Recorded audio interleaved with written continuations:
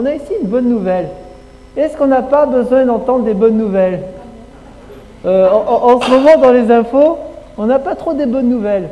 Alors quand on en a une, ça fait du bien, n'est-ce pas? Mais c'est quoi cette bonne nouvelle? La naissance d'un fils. Waouh, la naissance d'un nouveau-né, hein? Alors ça, c'est une bonne nouvelle. Et pas n'importe lequel. Un fils qui dominera. Un fils qui régnera avec justice, avec puissance, qui amènera enfin la paix à son pays, Israël. Une belle prophétie, n'est-ce pas, sur le Seigneur Jésus. Il régnera. Tiens, alors le Messie est roi. Et oui, il a dit lui-même, il a dit à Ponce Pilate, quand il lui a demandé « Es-tu le roi des Juifs ?» Il a dit « Tu le dis, je le suis. » Haut et fort, il affirme qu'il est roi. Mais on le voit aussi dans une prophétie, dans le psaume au chapitre 2, je vais vous le lire. Au verset 7, « Je publierai le décret. L'Éternel m'a dit, tu es mon fils, je t'ai engendré aujourd'hui. Demande-moi et je te donnerai les nations pour héritage, les extrémités de la terre pour possession. Tu les briseras avec une verge de fer, tu les briseras comme le vase d'un potier. Et maintenant, roi, conduisez-vous avec sagesse, juge de la terre, recevez instruction. Servez l'Éternel avec crainte et réjouissez-vous avec tremblement. Baisez le Fils de peur qu'il ne s'irrite et que vous ne périssiez dans votre voie, car sa colère est prompte à s'enflammer. Heureux tous ceux qui se confient en lui. » Ici, on est clairement sur une prophétie sur Jésus, le Messie, où c'est affirmé qu'il régnera sur toutes les nations. N'est-ce pas merveilleux? Tous les peuples, tous les rois, tous les présidents seront soumis un jour à Jésus-Christ. Amen. Et ce jour va arriver, ce sera vraiment formidable. Et il apportera la paix à ce monde. Au verset 5, il est écrit, on l'appellera admirable, conseiller, Dieu puissant, Père éternel, Prince de la paix. On a ici les différents noms de Jésus, mais aussi ses attributs, toute la beauté de qui il est. Et ça commence avec Dieu puissant. Jésus est divin. Ça, nous le voyons si on tourne dans Jean. On va regarder plusieurs versets de l'évangile de Jean. Il est écrit, au commencement était la parole était avec Dieu, et la parole était Dieu.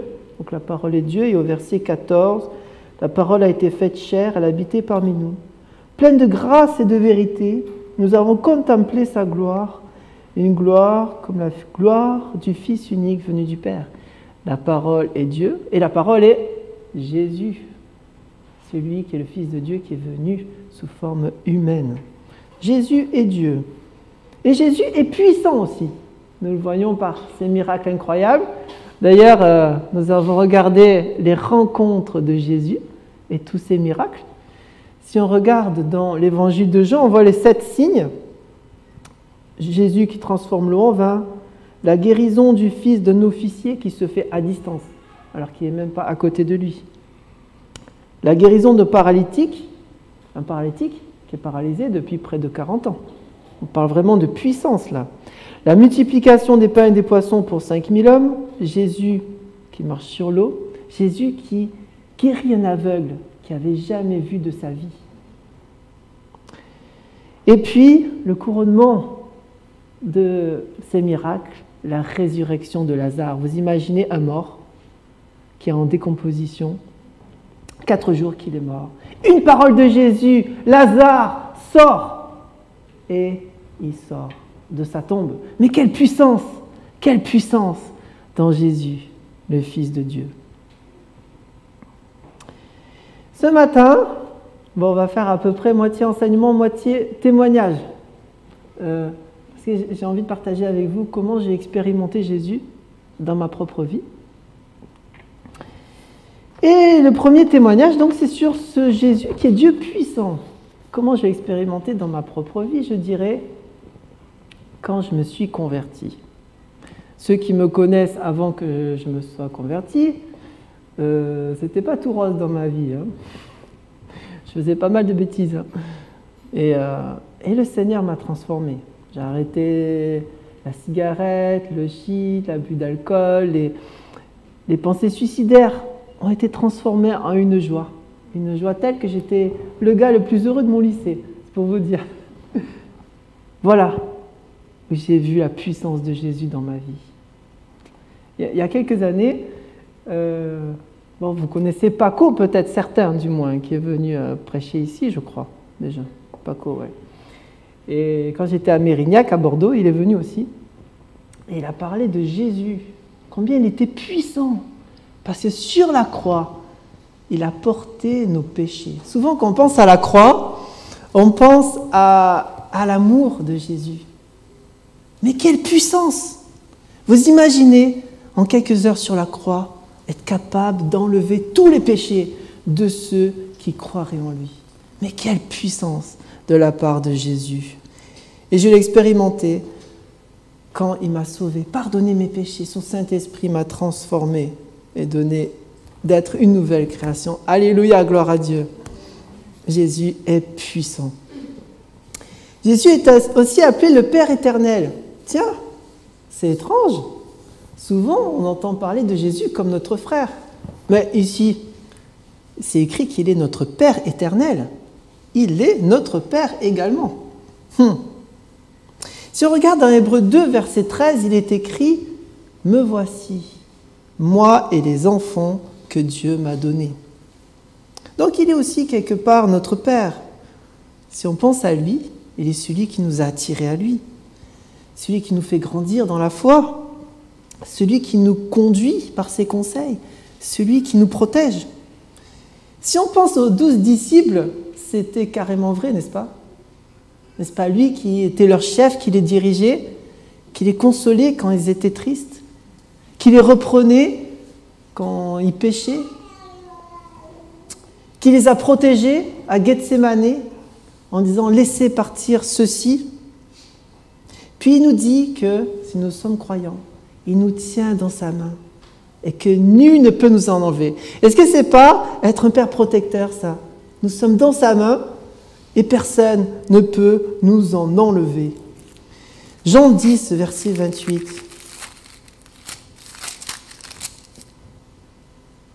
Je leur donne la vie éternelle.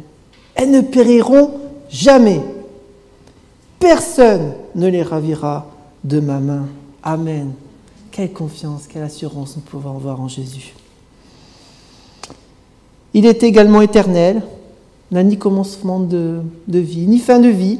Il a toujours existé, existera toujours. Ça veut dire qu'il sera toujours notre Père, sans arrêt. Il nous assurera toujours sa protection. J'ai expérimenté Jésus comme mon Père il y a pas si longtemps, peut-être 2 ans, quand j'ai fait mon déménagement entre Besançon et Toulouse. Ah, ça fait quelques années déjà. Et je me dis, chouette, je vais m'arrêter à Marseille, au Calanque de Marseille. Il y en a qui sont déjà allés au Calanque de Marseille? Ouais? C'est magnifique, hein, n'est-ce pas? Mais il faut s'y préparer un peu quand on y va.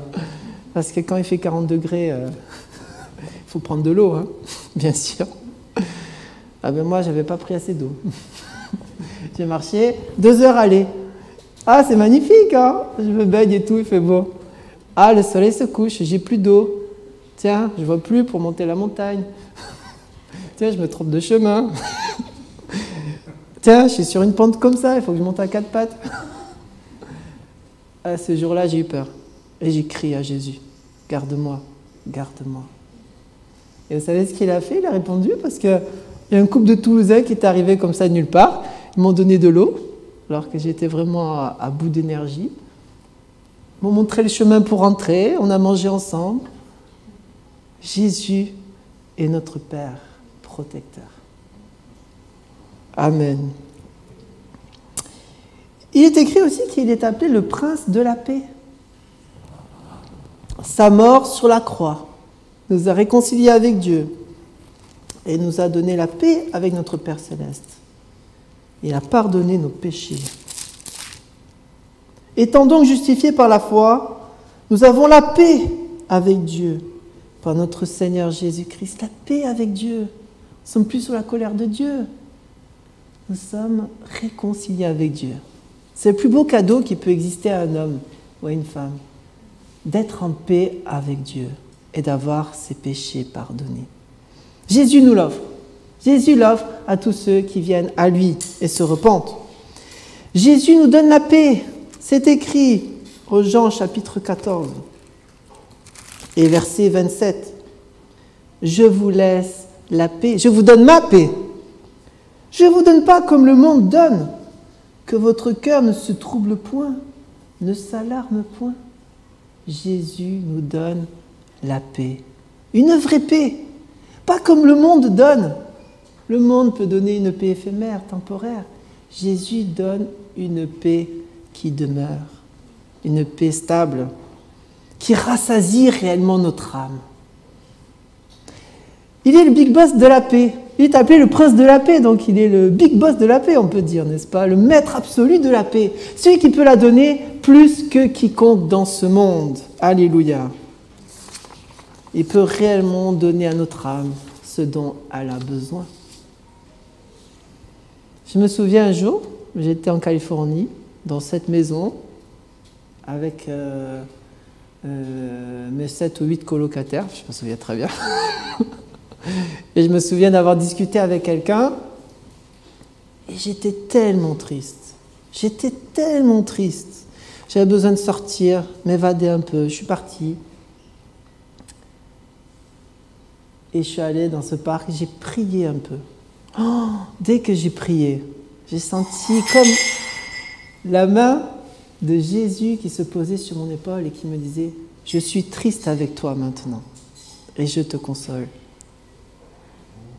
Et ça a pris un temps, j'ai prié. Une demi-heure plus tard, j'avais la paix, j'étais tranquille, je suis rentrée à la maison comme un être changé. Parce que Jésus est le prince de la paix. Il est celui qui nous console, n'est-ce pas, par son esprit. Il est écrit aussi qu'il est notre conseiller. Il est notre guide. Il est la parole de Dieu. Ça veut dire que tout ce qu'il a dit venait directement de Dieu. C'est Dieu qui parlait à travers lui. C'est donc dans ces paroles que nous pouvons trouver les décisions à prendre pour notre vie. Il est l'homme le plus sage qui existait. Déjà, quand il était enfant, à 12 ans, on disait qu'il était rempli de sagesse.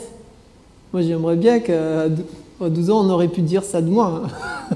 Tiens, il est rempli de sagesse à 12 ans. Mais c'est comme ça qu'était Jésus déjà à 12 ans, rempli de sagesse. Donc, il sait exactement ce qu'il faut pour nous, les paroles appropriées, les directions à prendre pour notre vie. Cherchons notre conseil en lui dans les décisions à prendre. J'ai expérimenté Jésus comme mon conseiller il y a quelques années encore quand j'étais à Bordeaux. Et un couple missionnaire m'a dit nous avons entendu parler de ce réfugié iranien. Serais-tu prêt à le prendre à la maison? Et ça a tourné dans ma tête. À l'époque, je travaillais à la maison, je me dis, bon, il faut quand même que j'ai le calme pour travailler. Est-ce que je ne suis pas bien tout seul quand même? Et puis j'ai réfléchi, je me suis dit, bon, comment je vais faire pour prendre une décision? Je vais aller dans la parole, et j'ai trouvé les paroles de Jésus, car j'ai eu faim, et vous m'avez donné à manger. J'ai eu soif, et vous m'avez donné à boire. J'étais un étranger, et vous m'avez accueilli chez vous. Je vous le dis en vérité, toutes les fois que vous avez fait ces choses, et l'un de ces plus petits de mes frères, c'est à moi que vous les avez faites, dans Matthieu 25. Ces paroles ont eu un vrai écho dans mon cœur, et j'ai su ce que Jésus attendait de moi. Et j'ai laissé ces paroles me conseiller, me guider. Et je peux dire qu'accueillir ce réfugié iranien chez moi pendant 9 mois a été la meilleure décision que j'ai prise quand j'étais à Bordeaux. J'ai pu nourrir dans la foi ce nouveau-né. En fait, il a fait profession de foi le jour avant d'arriver chez moi. Pour vous dire que c'était un nouveau-né, quoi, que j'ai pu entourer de la parole de Dieu. Il est toujours dans le Seigneur. Il est en Écosse maintenant. Et je rends grâce à Dieu pour lui. Et en plus, j'ai trouvé un très très bon ami. Donc, évidemment, je suis en train de partager comment j'ai expérimenté Jésus dans ma vie. Mais il y a eu plein de loupés. Hein. Ça, c'est sûr. Des fois, je n'ai pas laissé sa paix remplir mon cœur. Des fois, je n'ai pas écouté ses conseils. Donc, c'est un défi pour nous tous, pour expérimenter Jésus à fond. Il est écrit, on l'appellera admirable. Jésus est tellement formidable que finalement, il n'y a pas de mots. Il est juste admirable. Tout ça est trouvé dans la même personne. Hein? Tout ça est trouvé dans la même personne. Admirable, conseiller, Dieu puissant, Père éternel, Prince de la paix. Alors il est tout simplement admirable. Tout ça est trouvé en lui. Ça donne envie de le louer, n'est-ce pas? De le chanter, de l'adorer. Il est tellement formidable. À l'époque de Jésus, beaucoup étaient dans l'admiration quand ils le voyaient. À un moment donné, les chefs religieux ont envoyé des huissiers pour le saisir. Les huissiers sont venus, ils ont vu Jésus, ils l'ont écouté. Ils ne l'ont pas ramené, hein, ils ne l'ont pas fait prisonnier. Ils ont rentré, ils ont dit « Oh, personne dans le monde n'a jamais parlé comme lui. » Il suscite l'admiration, notre Jésus. Après avoir nourri une grande foule, ils voulaient le faire roi. Ils ont dit non, pas quelqu'un d'autre. C'est Jésus que nous voulons comme roi.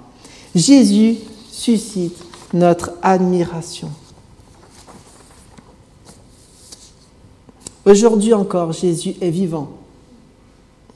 C'est possible de l'expérimenter dans notre propre vie et de voir combien il est admirable. Peut-être ce matin, il y a quelqu'un qui dit « Je n'ai pas encore rencontré Jésus, il n'est pas encore mon conseiller, mon prince de la paix, mon Père éternel.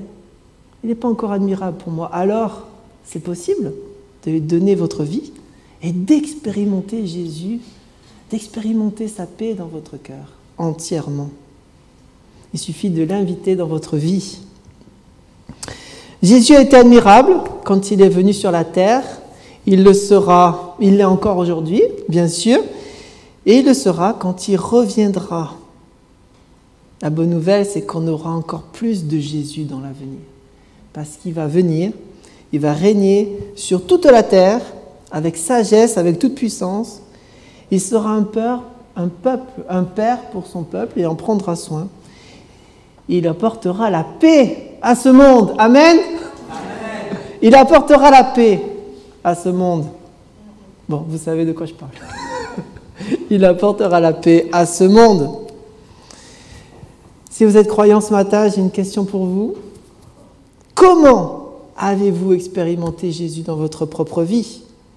Comment a-t-il été votre Dieu puissant, votre Père, votre conseiller, votre prince de la paix? Bon, je suppose que vous avez des temps de méditation et de lecture de la Bible dans la semaine alors. Je vous invite demain matin, prenez votre Bible. Ésaïe 9, versets 5 et 6, méditez. Comment est-ce que Jésus est tout ça pour vous? Je finis avec un petit poème que j'ai écrit. Ce Jésus est si merveilleux, à la fois homme et Dieu. Il est le roi sage et puissant. Il donne la paix à ses enfants. Il est vraiment fiable. En un mot, il est admirable. Prions. Jésus, tu es tellement admirable que les mots nous manquent. On aimerait inventer de nouveaux mots pour dire combien tu es formidable et grandiose et beau dans tout ce que tu es, Jésus. Nous t'aimons, Jésus, nous avons tout pleinement en toi. Passionne-nous pour toi, Jésus. Toujours plus que nous pouvons t'aimer. Grandir en admiration sur ta personne. Prends tout notre cœur, Jésus, et que nous puissions t'expérimenter de plus en plus, jour après jour. Nous te le prions. Amen.